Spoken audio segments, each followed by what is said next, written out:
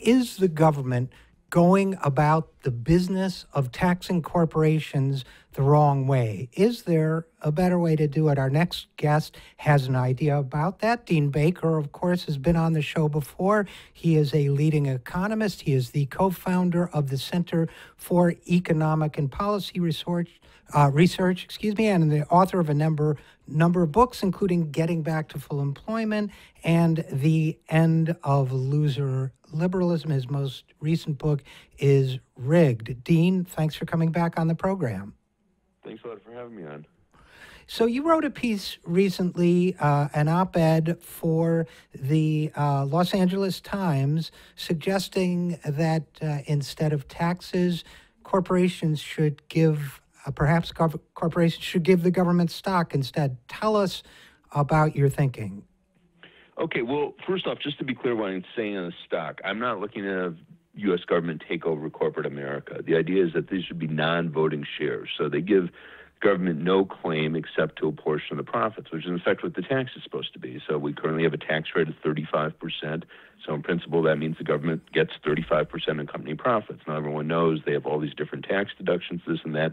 We actually get somewhere around 22, 23%. But the bad part, or really bad part about that, at least as far as I'm concerned, is we've created this huge tax avoidance industry. Whole set of people are getting very rich in finding ways for corporations to avoid their taxes. So it's not just that, we're supposed to get 35, instead we're getting 22 or 23. The point is we're making a lot of people very rich in the process. This is a major source of inequality. And if you're trying to think of people, think first and foremost of private equity. This is an industry that is largely about tax avoidance. They're very good at finding companies, and they like to say they turn them around, this and that. Sometimes they do. But the one thing you could be absolutely sure of is they reduce their tax liability. And in that way, even if you have the same company, you haven't done a thing to it, but you've reduced their taxes by 20, 30, 40%, you've hugely increased your profits. And that's what they're very good at. So if we could find a way to get the revenue for the government without allowing for this massive tax avoidance industry, to my view, that's a massive plus. So that's kind of the backdrop here. I picked the number 25%.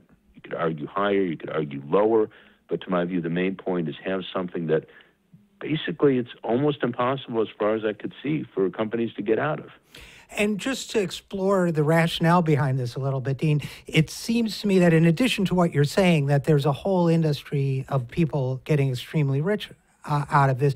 I think it's implicit in what you're saying, but I wanted to explore it and, if correct, make it explicit, that we're also talking about corporations being managed in a very different way because of the incentives for tax avoidance. At least it seems to me that people manage to quarterly earnings in a different way. They look to take steps that will be tax deductible rather than steps or ways of managing the company that would be in the long-term best interest of the company and its employees. Am I off base there, or is that also? No, you're 100% right. And, the people yell about the corporate income tax. They'll point this out, and they actually have somewhat of a case. So I love to give them a response. Okay, that won't be an issue here because you're going to issue shares and you're trying to maximize your return for your shareholders. Fine. So if you're going to give your shareholders a $2 dividend, that's fine. You'll give a $2 dividend to the shares for the government. If you're going to buy back 10% of your shares at $100 a share, that's fine. You'll buy back 10% of the government shares at $100 per share.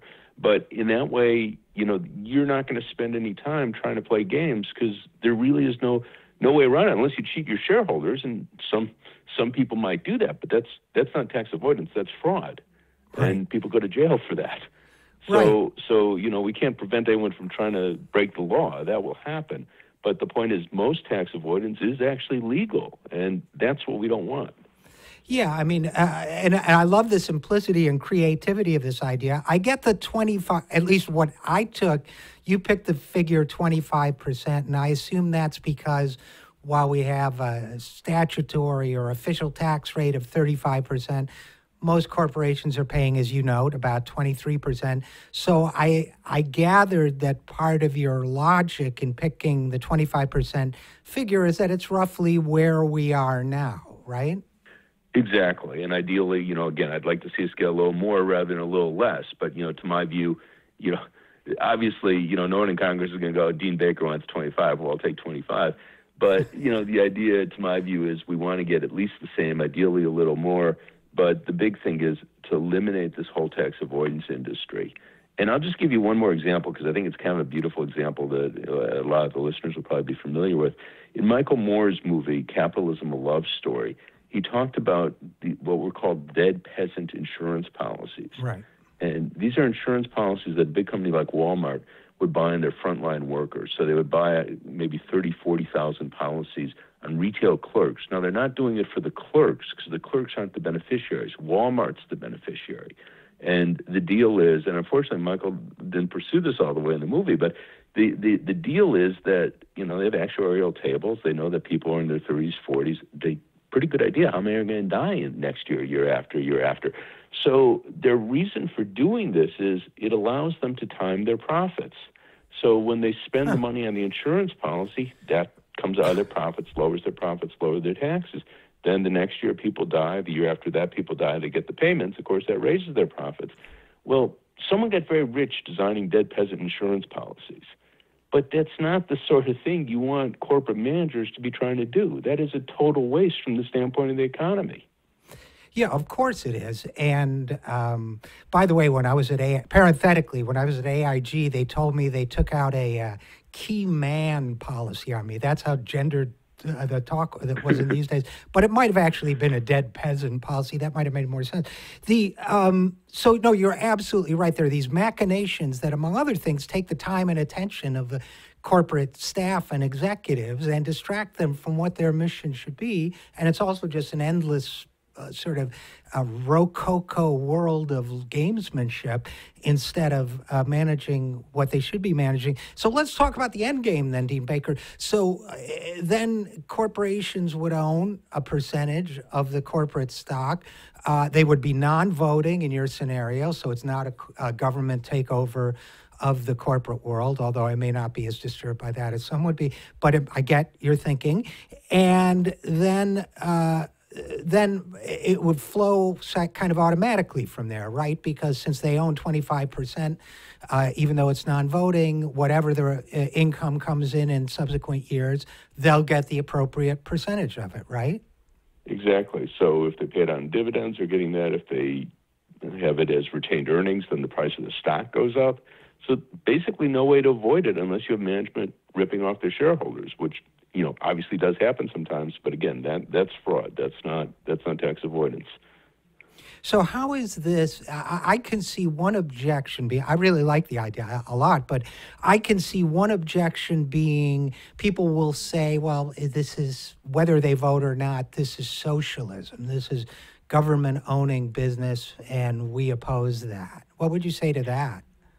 Well, I've had people say that, and again, it's really just changing the form of a claim. So we have a claim to the profits. Now, some people don't think corporations or anyone should pay taxes, maybe, but we have a claim to the profits with the corporate income tax. So we put down the 35% tax rate. That's saying we have a claim to 35% of your profits. This is just putting it in a different form. So again, you have some people that think corporate tax is, some abomination against nature or whatever. Obviously, they won't like this either. But I would say this is no different in terms of its claim on corporations or its, government control over corporations and having a corporate income tax.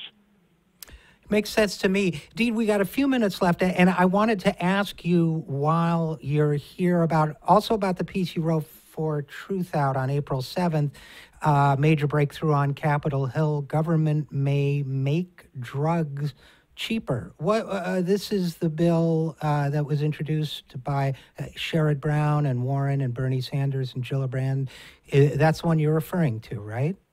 Yeah, and I'm really excited about it. I mean, it has a lot of different provisions. I think it was titled, of course, different things, different places, but I actually said they'll stop making drugs expensive.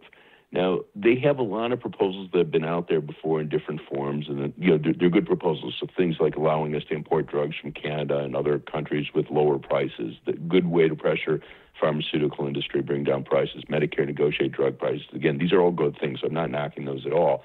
But what I really liked in there was it has provisions to have the government directly pay for research and then have drugs being in the public domain that we could buy as generics. New drugs would be sold at generic prices. And the two in particular, one was a buyout prize. This is something that Joe Stiglitz, the Nobel Prize-winning economist, has written about. The other one is direct funding of clinical trials. First case, you have a drug that's successful, the government buys up the patent to it, puts it in the public domain, it's sold as a generic. Instead of paying tens of thousands for a drug, we're paying a few hundred. Second case, we pay for the clinical trials. So you contract out, you have clinical trials being done. One great advantage of this is the trials themselves are in the public domain. So you have 3,000, 5,000 people in the trials.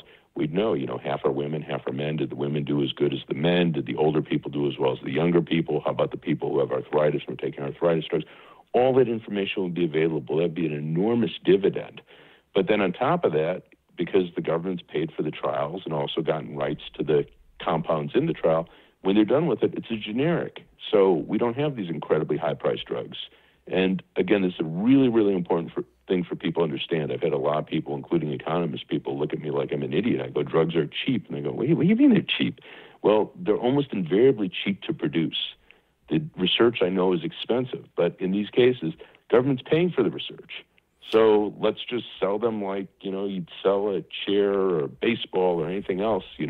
The price, companies make a profit on it, but they get normal markup over their cost. We wouldn't have drugs selling for tens of thousands or even hundreds of thousands. They would almost invariably be cheap. And I love, by the way, your alternate title from the one I saw, which is "Stop Making Them Expensive," which is, or words to that effect, because the point you make is that it is government policy that makes them expensive, whereas the drug manufacturer itself is inherently cheap.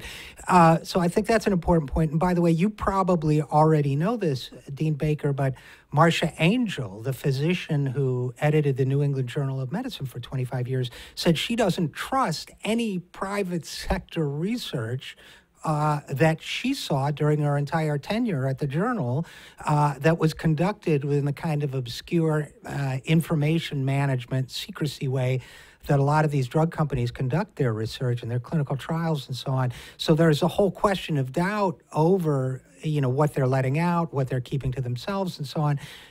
So there's a trust issue there too, but drugs are a life-saving, technology. Why wouldn't we treat them the way we treat anything else that's life-saving, including, for that matter, military defense? Yeah, well, there's a couple points here. I mean, one is, yes, we don't think of drugs the same way we might think of as, I'm going to get another shirt. Well, do I need the other shirt? Obviously, I want it if I'm going to buy it, but, that's not going to be life or death. So if someone's, they have money in their bank account, they can't afford another shirt. They're going around naked. They want a 10th shirt, rather, whatever. That's not life or death. In this case, it is life or death. We think about that differently. That's why we have programs like Medicare, Medicaid. We do think about it differently. But the other point is, the point you're referring to with Marcia Angel, that, we can't, and this is just basic economics, when there's so much money at stake, why would we trust people to be honest? People act based on incentives, and we're giving them an enormous incentive not to be honest. So why would we think that they're all going to be totally, I'm not knocking the people. Many of them are good, honest people, but you're giving people an enormous incentive not to be honest. And again, getting back to the prior point, this is the government. So we're talking about a government intervention in the market. One way to have the government intervene in the market is to give patent monopolies. They'll arrest people if you sell in competition with them. So the Gilead Sciences that produces the hepatitis C drug Savati and sells it for $84,000. I could make it for $300, $400, $500. That's what it's sold for as a generic in India. They'll arrest me. Right. So that's a government intervention in the market. So what we're asking about, okay, we recognize you have to pay for the research somehow. If it were always sold for $300, there's no way to pay for the research. So the question is it better to give Gilead Sciences a monopoly and charge $84,000, or is it better to find a way to pay for the research up front and have it sold for $300 or $400? Right. Very well said, and to which I would only add, and let me know if you agree, that you're also, under the current system, giving people an economic incentive to undervalue human life compared to corporate profitability. So we needn't be shocked when they do that. Instead of being shocked, we should create a different system of incentives, right? That's exactly right. I mean, Gilead Sciences, again, I'm sure none of the people there are inherently evil, but they have an enormous incentive to say, hey, we want to get as much money as possible from this drug. And, we understand you need it and everything. And you can pay $1,000 and that covers our cost. I mean, it costs them, $300, $400, or $500 to manufacture it. But we want to get as much money as possible from this, and we're not going to sell it to you for $1,000. So you do get people that need the drug, if nothing else, it's a debilitating disease. But in this particular case, sometimes it actually is a fatal disease. And again, it's, you get these absurd questions should we pay $84,000? Should we require insurers to pay $84,000? You could argue that one. I mean, I'd kind of like to think we would. But regardless, if you go, okay, it's $300, $400, you wouldn't even have the discussion. Of course they would pay it. Right. And that's what we're up against. And by the way, they insist, the Sovaldi manufacturers insist, it can be had for $50,000 in this country, but that's still a lot more than $300. I always like when people point that out because I do know that, but the point is that's through these negotiations, through the pharmacy benefit managers, which again is a whole industry that would not exist if these were sold, if we didn't have patent monopolies. Right. So you create this intermediary that profits by going, we can get for you at a lower cost, and they do. But you wouldn't need that if we're being sold at generic prices. Right. And by the way, twist my arm and get me down to $50,000 when it cost me $500 to make it is a heck of a favorable negotiating position to be in. So, okay, Dean Baker, Center for Economic and Policy Research, economist, author. As always, thanks for your great insights and thanks for coming on the program. Thanks a lot for having me on.